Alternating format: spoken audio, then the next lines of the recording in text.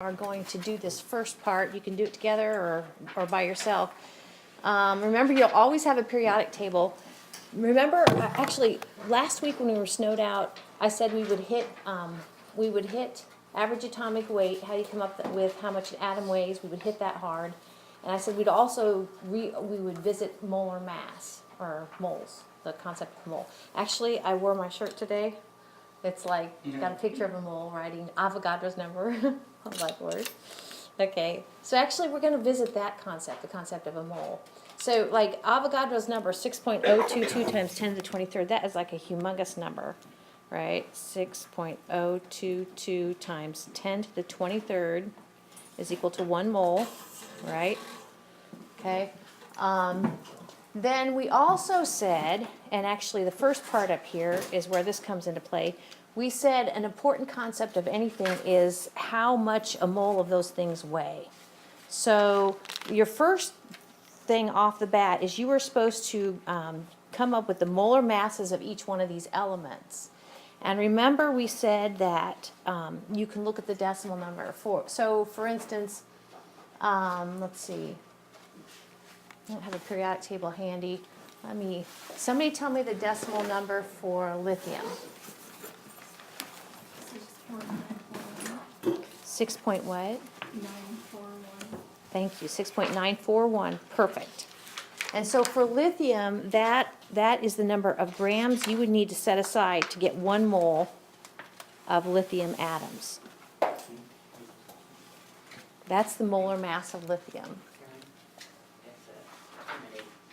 Grams per 1 mole. And that's an important concept that we're hitting this unit, and it's an important concept in working chemistry problems. How do you get a mole of those atoms? Well, you look at the molar mass.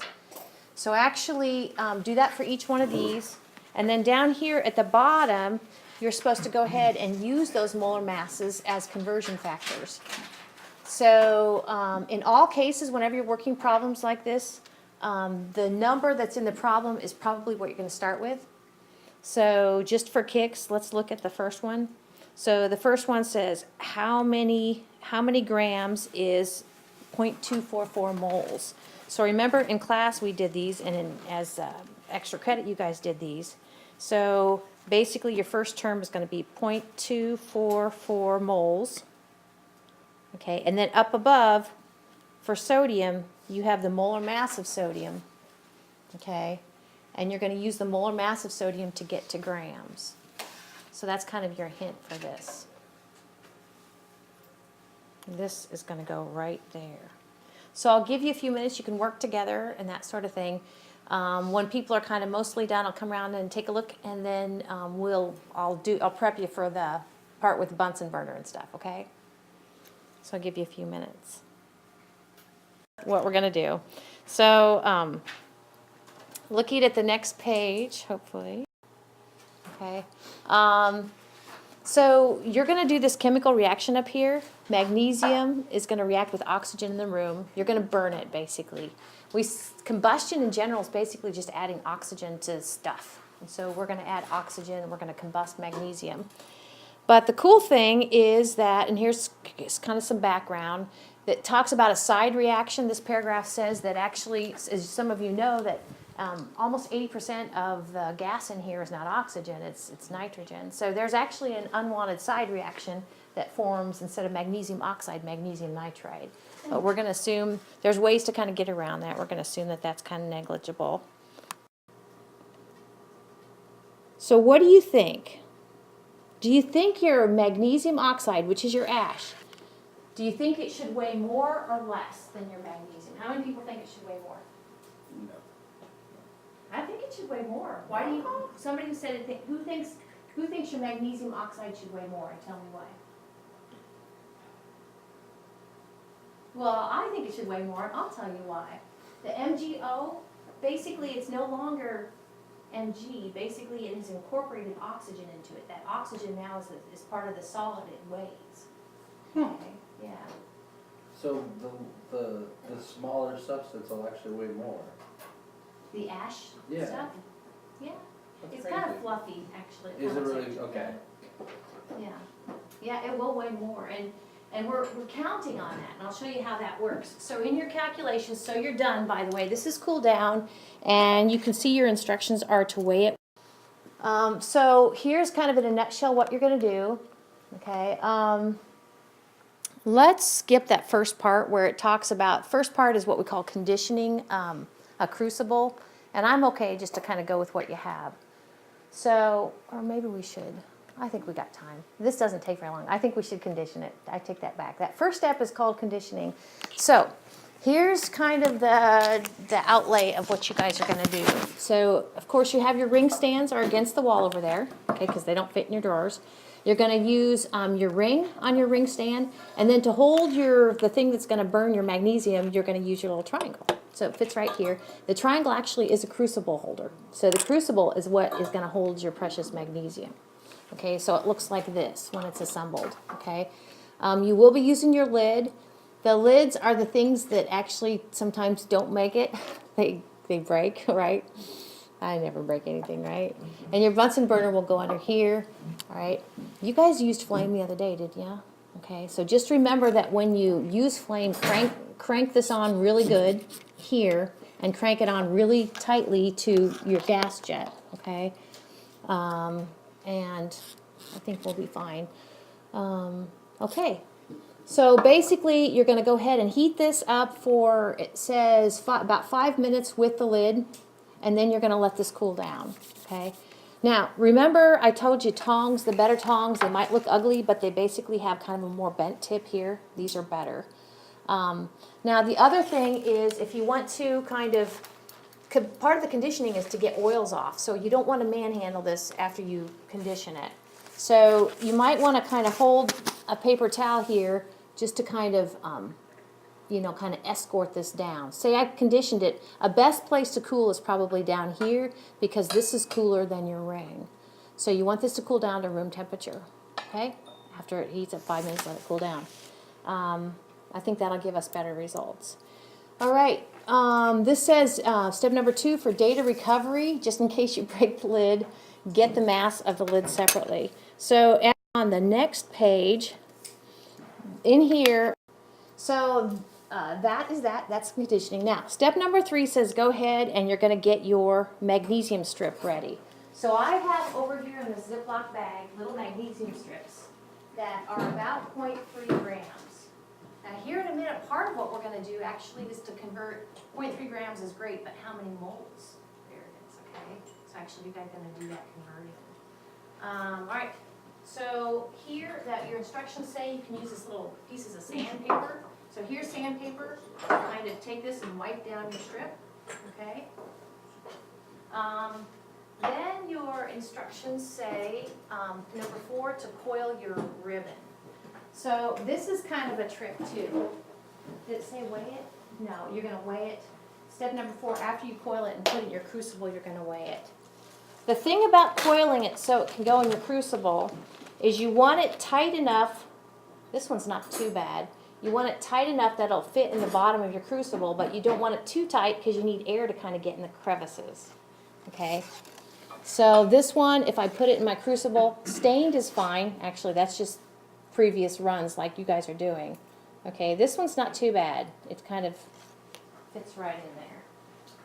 Every once in a while, the magnesium ribbon doesn't burn. Okay, and it kind of looks like a sparkler when it goes off. Nice. Yeah. Okay, so that's kind of what you want. All right. I'm guessing it's a bad idea to also touch it while it's going off like a sparkler. Right. That would be very hot. I'm assuming. Okay, so once you've got it in here, this says go ahead and get a weight of this and the lid. Step number 4, go ahead and weigh it back. There's a place on your data sheet to weigh it back. Okay, so step number 5, you're ready to heat this again after you conditioned it, right? And by the way, I'm probably not doing this. I'm probably using my tongs, kind of very carefully. Okay. Step number 5 says actually you're going to kind of heat it in a couple different ways. You're going to heat it with the lid cocked and in place for about 10 minutes. Wait, let's see. Heat for about 10 minutes, yep. So that thing where I said it kind of looks like a sparkler, that should happen within your 10 minutes. Okay, this is what I mean by the lid cocked. Of course, you want oxygen to get in there. Okay, then it says after about 10 minutes, it should look like ash. Then go ahead and take this off. I'm going to go ahead and get my support there. Okay, and go for another 10 minutes. Okay, then after that, it should be ready to go. You're ready to take it down here, let it cool, and weigh it back. Okay, so if we go back to, sometimes we have these data sheets. Okay, so on this next page is a place to put the mass of your empty crucible, okay, without the lid, and then A is the crucible and the lid after it's cooled down. Why don't you want to weigh something when it's hot? What happens if there's the balances over there? What happens if this is kind of warm and we go to weigh it? Will it be biased low or high? Probably biased low. Probably biased low, because kind of it's got this kind of convective sort of current going on. Okay. So your data sheet, you basically by difference you have C is the mass of your original magnesium. You could get to that, right, by subtraction. Okay. So in that box there is what you guys did in your pre-lab. And that box says, okay, it's about 0.3 grams in your coil. 0.3 grams of magnesium. How many moles of magnesium did you have? So you're going to use the decimal number for magnesium. Okay, the second part for your data is the ash part. So notice that D actually is this when you weight it back. Okay, E is you're going to get the mass of your ash by subtracting from above. You had the mass of the empty crucible and lid. Okay, to get the mass of your ash. Okay, for F, you're getting the mass of the oxygen added. So I mentioned that your MgO is going to weigh more than your Mg. Okay, basically by taking your MgO and subtracting your Mg, you can get your O. That's what is F. Okay, how much weight did it pick up? That's all due to oxygen. So for the box under F, it says calculate the moles of oxygen atoms that you picked up. Moles again. I know it says of atoms, but you do not use Avogadro's number, just sticking with moles. Okay. Then the coup de grace for this lab is a little box at the bottom, and it says, all right, so you had the moles of magnesium you started with. You had the moles of oxygen that you picked up. So when we look at the formula for magnesium oxide, well, let's look at it this way.